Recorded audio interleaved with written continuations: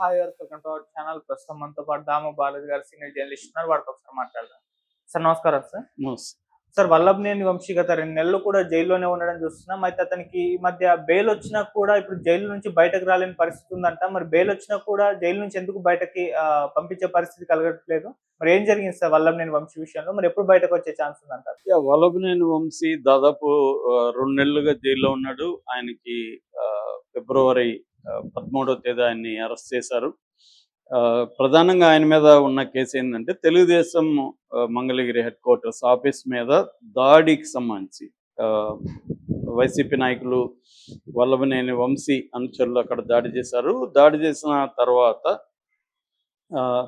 అప్పుడు case file చేశాడు ముదునూరి సత్యవర్ధన్ అనే అబ్బాయి. అతను అక్కడ పనిచేసే కంప్యూటర్ ఆపరేటర్గా ఉంటున్నాడు.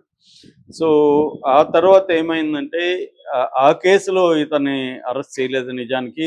దాని తర్వాత వీళ్ళు తొందరపడి ముదునూరి సత్యవర్ధన్ని పట్టుకొని అసలు నేను ఆ రోజు లేను, అక్కడ లేను, ఎవరో పోలీసులు మా వాళ్ళు వచ్చి సంతకాలు పెట్టమంటే పెట్టాను, సాక్షి సంతకం పెట్టాను తప్ప నాకు తెలీదు అని అతని దగ్గర స్టేట్మెంట్ ఇప్పించారు.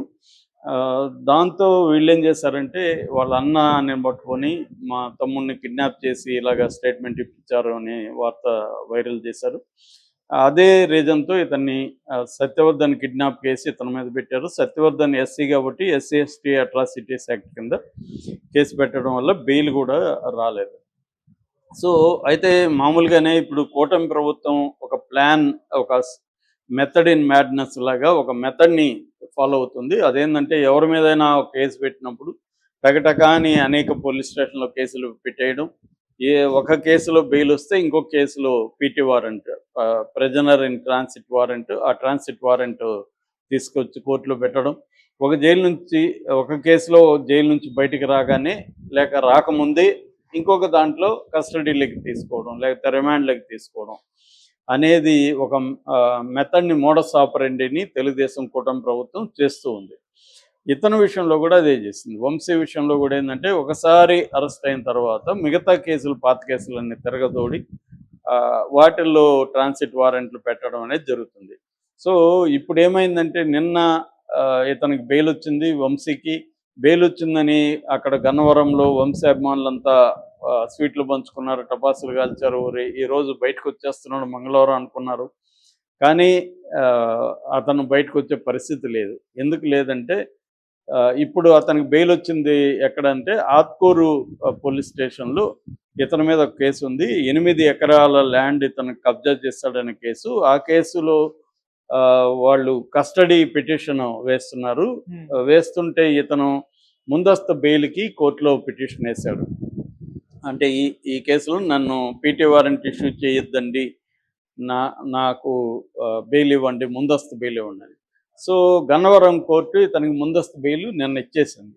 సో కాబట్టి ఇప్పుడు ఆ కేసులో వీళ్ళు పీటీ వారెంట్ వేసే అవకాశం లేదు కాబట్టి అతను బయట వచ్చేస్తాడు అనుకున్నారు. కానీ ఇతనికి మెయిన్ కేసులో ఇంకా బెయిల్ రాలేదు, విచారణలో ఉంది. అది కూడా వచ్చేస్తే ఇతను బయటకు వచ్చే అవకాశం ఉంది. ఇప్పుడు వీళ్ళు మళ్ళీ ఏదన్నా పీటీ వారెంట్లు ఇవ్వకుండా ఉంటే, అంటే తెలుగుదేశం ప్రభుత్వం ఇంకా చాలే ఇతన్ని 2 నెలలు పెట్టాం జైల్లో అనుకుంటే ఇతనికి వచ్చే అవకాశం లేదంటే మాత్రం కోర్టుల దగ్గరే మళ్ళీ వెళ్ళిపోతుంది. ఇతను మళ్ళీ ఇంకొక కేసులో అతన్ని జైల్లో పెట్టే అవకాశం ఉంది. నాకు తెలిసి వల్లభనేని వంశీ కూడా 2 నెలలు ఉన్నాడంటే జైల్లో అతను ప్రిపేర్ అయిపోయి ఉంటాడు. 4-5 నెలలు ఉండాల్సి వచ్చినా ఉంటానని. కాకపోతే ఏంటంటే ఈ వల్లభనేని వంశీ కానీ, పోసాని కృష్ణమురళి కానీ మిగతా వాళ్ళ మీద కేసులు పెట్టి అరెస్టులు చేయడం, నిన్న కూడా అక్కడ కడప భాషని అరెస్ట్ చేశారు. సో ఇలాగా చేస్తుంటే జగన్ మీద కూడా తీవ్ర విమర్శలు వస్తున్నాయి. ఎందుకంటే చంద్రబాబుకి జగన్కి తేడా నేను అనేకసార్లు చెప్తుంటాను. చంద్రబాబుకి ఏంటంటే వ్యవస్థలని ఎలా మేనేజ్ చేయాలి, అది కూడా ఒక లాంగ్ టర్మ్ విజన్ అనేది ఉంటుంది. వ్యవస్థలకు తన మనుషుల్ని పంపించడం, న్యాయ వ్యవస్థలకు కానీ ఇతర ఇన్వెస్టిగేటివ్ ఏజెన్సీలకు కానీ తన మనుషుల్ని ఇన్ఫిల్ట్రేట్ చేసుకుంటా వెళ్ళి వాళ్ళు పై స్థాయికి వెళ్ళే విధంగా చూసుకోవడం. అంటే అన్ని వ్యవస్థల్లో తన మనుషుల్ని ఎలా పెట్టుకోవాలి అనేది ఒకటి. అలాగే తన కులాన్ని ఎట్లా తనకు స్ట్రాంగ్గా చేసుకోవాలంటే అది కూడా ముందు నుంచి కులంలో యాక్టివ్గా ఉన్న వాళ్ళని గ్రూమ్ చేసుకుంటూ రావడం. అట్లాగే మీడియాని బలంగా తీసుకుంటా రావడం, ఇలాగా చంద్రబాబు ఏంటంటే సపోర్టింగ్ సిస్టమ్స్ని బలంగా పెట్టుకోవడం వల్ల ఆయన ప్రతిపక్షంలో ఉన్నా కూడా ఒక బిగినింగ్లో 2 ఏళ్ల పాటు జగన్ని ముప్పు తిప్పలు పెట్టగలిగాడు. Jagan almost Jagan government function కానికుండా అడ్డుకోగలిగాడు. అనేక బిల్లుల్ని, అనేక డిసిషన్ని చివరికి ఏదైనా ఒక ఆఫీసు ట్రాన్స్ఫర్ చేయాలి, ఒక ఆఫీసు ఒక దగ్గర నుంచి ఇంకో దగ్గర పోవాలంటే కూడా దాని మీద కొన్ని వందల పబ్లిక్ లిటిగేషన్ పిటిషన్లు వేయించి కోర్టుల్లో తనకు అనుకూలంగా వచ్చే విధంగా చేసుకొని చేయగలిగాడు. అక్కడ జగన్ ఫెయిల్యూర్ ఈజీగా ఉంది. ఆ తర్వాత జగన్ కొంత నేర్చుకున్నాడు. కానీ ఇప్పటికి కూడా మనం కానీ చూస్తే తెలుగుదేశం ప్రతిపక్షంలో ఉన్నప్పుడు జగన్ తెలుగుదేశం వాళ్ళని అరెస్ట్ చేయడం కోసం కొంతమంది కేసులు పెట్టి అరెస్ట్ చేస్తున్నప్పుడు చంద్రబాబు కొంతమందిని గంటల్లో బయటికి తీసుకొచ్చేవాడు, కొంతమందిని రోజుల లోపల బయటికి తీసుకొచ్చేవాడు. ఒకవేళ కుదరినప్పుడు ప్రైవేట్ హాస్పిటల్లో వాళ్ళని పెట్టించగలిగేవాడు, వాళ్ళకి అన్ని జరిగే విధంగా చూసుకోగలిగేవాడు.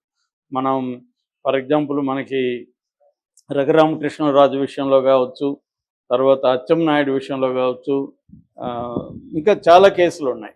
ఆయన బండారు సత్యనారాయణ కావచ్చు, అయ్యన్న పాత్రుడు కావచ్చు, ఇలాంటి వాళ్ళందరినీ కూడా జగన్ అరెస్ట్ చేయాలి, వీళ్ళని కేసులు పెట్టించి సిరికిచ్చాలని ట్రై చేశాడు. కానీ ఆ పప్పులేవి చంద్రబాబు దగ్గర ఉడకలేదు.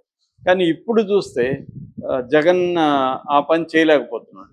జగన్ ఎంతసేపు ఇక్కడ కింది స్థాయిలో లాయర్లను పెట్టించి ట్రై చేయడం తప్ప జగన్ నేషనల్ లెవెల్లో లాయర్లను దించడం కానీ, సుప్రీంకోర్టు వరకు వెళ్ళి తలుపు తట్టడం కానీ, ఇవన్నీ జగన్ అనేది చేయలేని పరిస్థితి. అంటే దాని మీద స్పెండ్ చేయాలి డబ్బులు. ఒక్కరోజు నువ్వు అనుకున్నప్పుడు వ్యవస్థ తయారు కాదు, నువ్వు ముందు నుంచి ఆ ప్లాన్ ఉండాలి. జగన్ కూడా ఇప్పుడు రాజకీయాల్లోకి వచ్చి 10-15 సంవత్సరాలు అవుతుంది. కానీ ఈ నెట్వర్క్ బిల్డప్ చేసుకోవడంలో జగన్ ఫెయిల్ అయ్యారు. జగన్ అనే కాదు, ఇక్కడ కేసీఆర్ అన్న ఫెయిల్ ఆ విషయంలో. రేవంత్ రెడ్డి ఇప్పుడు చూస్తున్నాం ఎన్ని ఇబ్బందులు పడుతున్నాడు.